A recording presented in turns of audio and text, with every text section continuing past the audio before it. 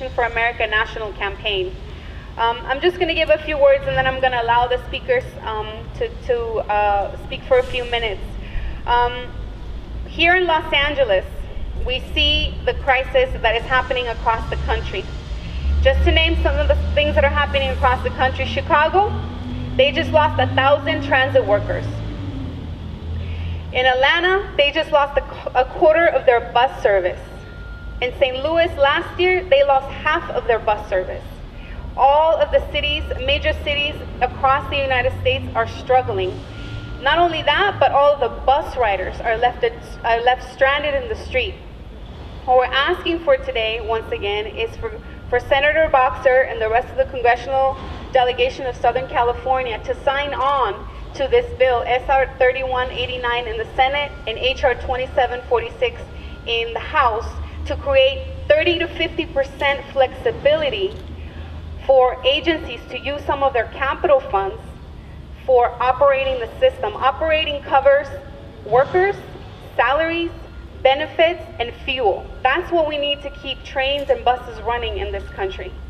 Second, we're asking MTA to have a public vote and a public hearing on the upcoming fare increase July 1st. The fare, just an example, the monthly bus pass is going to go from $62 to $75. That is a big jump, considering that in 2002, we had a monthly bus pass that was only $42. This is a time of crisis. We're not in 2007, where the last fare increase happened. There's been a lot of people that have lost their jobs. Things are more expensive. People are losing their homes. There's a lot of unemployment. We do not need a fare increase. And we want Mayor Antonio Villaraigosa, the Bus Riders Union wants all of the MTA board members like Mark Ridley Thomas and Rita Robinson to please open up a public process for the fare increase and have a vote and a public hearing. These are the links of what's happening across the country and what's happening here in Los Angeles. We need alternatives, and the alternatives exist. Thank you. And now we have Adrian Martinez from the Natural Resources Defense Council. Thank you. Hello, my name is Adrian Martinez, and I'm an attorney with the Natural Resources Defense Council. I'm here today to talk about probably one of the most important things in Los Angeles today, and it's how we get around to our work, to our recreation, to places of worship, to where we play. I think there's anyone who's traveled in Los Angeles and other major metropolitan areas throughout the nation has seen that our freeways are clogged.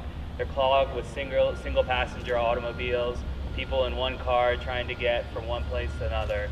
We need better solutions. We need better solutions in places like Los Angeles, where our freeways are clogged and is causing huge impacts. We have some of the worst air quality in the nation, and that contributes to huge health impacts. It contributes to our climate change dilemma. So we have a lot of work that needs to happen. There's several bills in Washington, D.C. that would help alleviate this, and specifically they'll provide more funding for operations. We need these funding. This is a time of need for people to have more transportation options to get to work, to get to where they need to go. And then the second big issue, which is a huge issue for Los Angeles, is the imminent fare increase that is about to be triggered later this year. Specifically, what we need is a public hearing. These fare increases were adopted in 2007. Since that time, there's been great changes in the economy, in Los Angeles and everywhere. We need the public to be heard on this issue.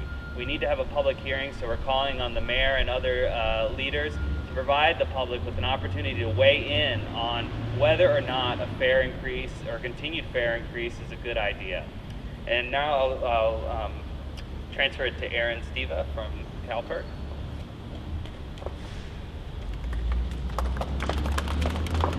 Hi, my name is Erin Steva, Transportation Advocate with CalPERC. CalPERC is a statewide consumer protection organization. We are in a jam, literally and figuratively. In the wake of record high public transit ridership, Metro is facing a multi-million-dollar budget deficit. As consumers are looking to transit as a more viable commuting option, Metro has a number of very serious considerations. and we make 2 recommendations to Metro. First, as you consider your options, make sure that you maintain the priority of generating the most riders on the public transit system. Secondly, hold a public hearing. There will be significant reverberations with whatever decision is made, and it is incredibly important that we understand the whole implications of whatever decision is made.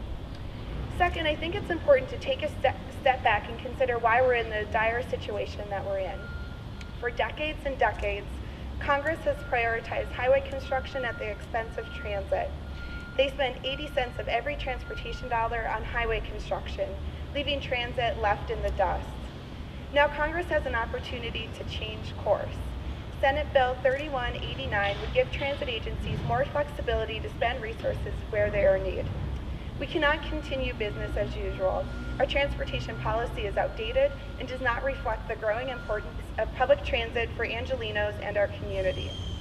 Los Angeles voters have made clear that they do want more and better public transit. It is now up to Congress to follow our lead and to also prioritize public transit so that we can keep our buses and trains running. That is why we call on Senator Boxer and Senator Feinstein to co-sponsor Senate Bill 3189 so that we can have a world-class public transportation system in Los Angeles. I'll turn it back to Francisca.